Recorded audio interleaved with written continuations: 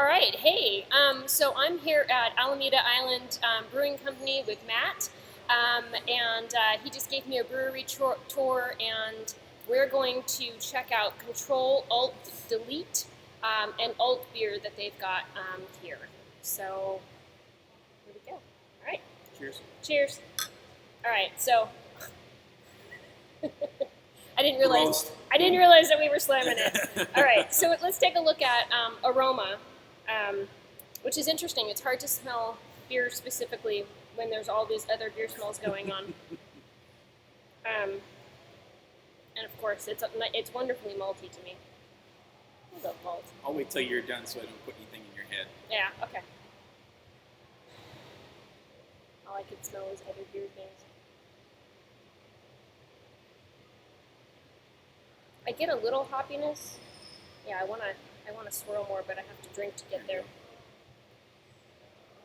Oh wow, yeah, that makes a big difference. Yeah, so lots of grain in this. This is great.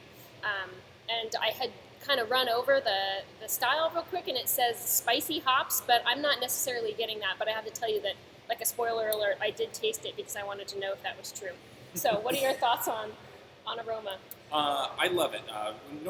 Most of the time when they're talking about spicy hops, at least for me, I'm kind of West Coast palate damage now. So right. It's a real thing.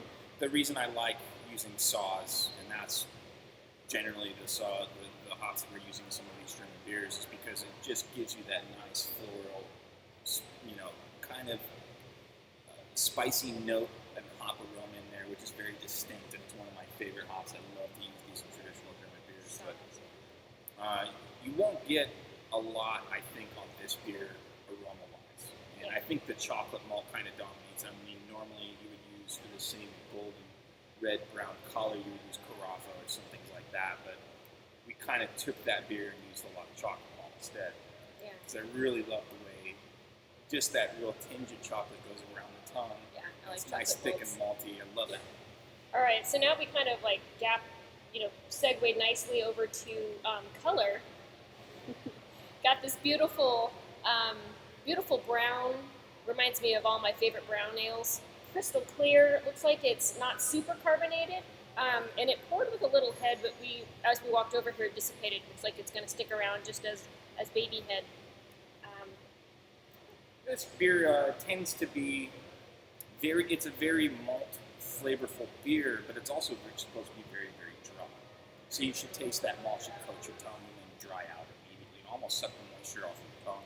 I like that clean finish like that. Then it makes you want to drink it again. You're exactly. Like, I want to have that again. As opposed to it sticks around, you're like, no, I'm cool for a minute. We use White Labs 029 Kolsch strain on this. I mean, there's another strain.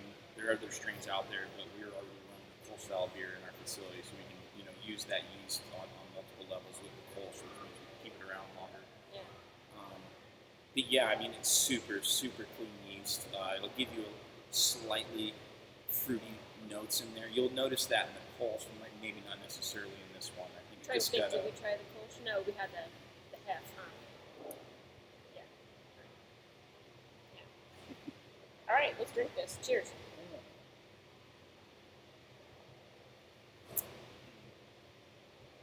Yeah, I can see what they mean by spicy. It has just for a second, it's like, oh, this might be a little spicy, but then like you said, it cleans up.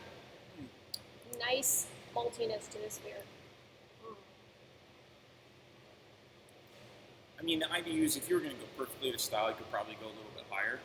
But one of the things I love about some of the alt beers I had in Germany was some of them were so low that the malt came through a little bit more. But I mean, this could probably go up another 15 IBU and still be okay within the style. What would you estimate that the IBUs are on this are? On this one here, we run about 22 IBU.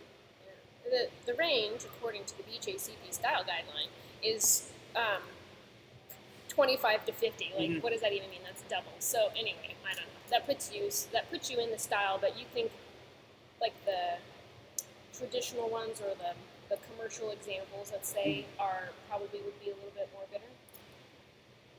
It depends on where you go and who's brewing it. Most of the alt beers that I had are right around the 30 IBU range. Yeah. They tended to drift. Some are a little bit higher, some are a little bit lower, and I tended to like the ones that went a little bit lower because I think the malt flavor really shined through a little bit better. Yeah, this is good malt. I think I think that was a good choice on your part. But there's other beers where it's like I like just the opposite. Look like a Maibach. It's just my personal taste. I like to see that hit the 50 IBU range. With using saws or something like that real earthy, spicy note like saws or Hallertau's and beers like that, where I want to see it more. Yeah. So it really depends on personal taste. Yeah, that's cool. So why did you choose to brew this beer specifically? We knew we were going to do the Kolsch. We knew that was a beer we were going to have here. That was one of our flagship beers that we wanted to do. It's been here since we've opened. When you bring on a specific Kolsch strain, we tend to want to use the yeast as many times as possible. So we go, okay, what other beers can we make from this yeast that will actually be appropriate? So the Altbier came around. When we first opened, we also had a Kottbusser, which comes out of the city of Kottbus, right on the Polish border in Germany. It's an extinct style. I mean, it uses oats, honey, and molasses along with wheat malt and Pilsner malt. And it comes out real, like crystal clear, like a lager, but it's actually an ale finished with honey and molasses. But it was really that sounds like a good winter beer. People actually called it almost like a dirty Pilsner. Like it tasted like a Pilsner, but there was so much more to it. Like somebody had put something in the Pilsner, that it was. That would be a fun style. It was pretty awesome. It just didn't, one of those things that it wasn't a plug and play beer at a lot of places. So you can't really just take a Kottbusser to a restaurant and people like give me the pale ale.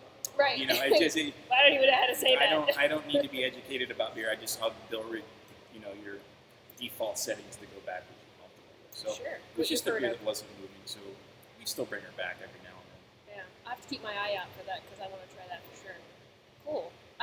So do you have anything that you want to share about Alameda Island Brewing Company in general? How you got started? How long you've been around? I didn't ask that earlier. Oh, we opened in February 2015. As soon as we got city approval, that would have been in October 2014. It took us about 4 months to get construction done. Once we got approval, that's the hard part. Yeah. Get bought and licensed, the feds, the states, all that wonderful stuff. So we've been had our doors open for a little over a year and a half now. Yeah, and I mean it's a great learning process coming from the garage, going to a 20-barrel system and 40-barrel tanks. It's not the same thing. Right. So we took some shots on the chin our first 4 or 5 months as we're getting the system calibrated. But you know what? I think we're there now. Dial it in, yeah. Yeah. We're still changing things on a daily basis. Yeah, I was checking out some of the things that they were doing. I took pictures and I'll show you later, but about how they got everything dialed in and their lab that you can't see. It's just off shot over here for water, and they do some cool stuff over here. So check them out if you haven't. You can get them through Hopsy. You can come down to their tasting room in Alameda, right on Park Street. So it's kind of a straight shot off the freeway. Cheers. Thanks so much. Cheers. No, thank you for coming out. This is awesome. Cheers.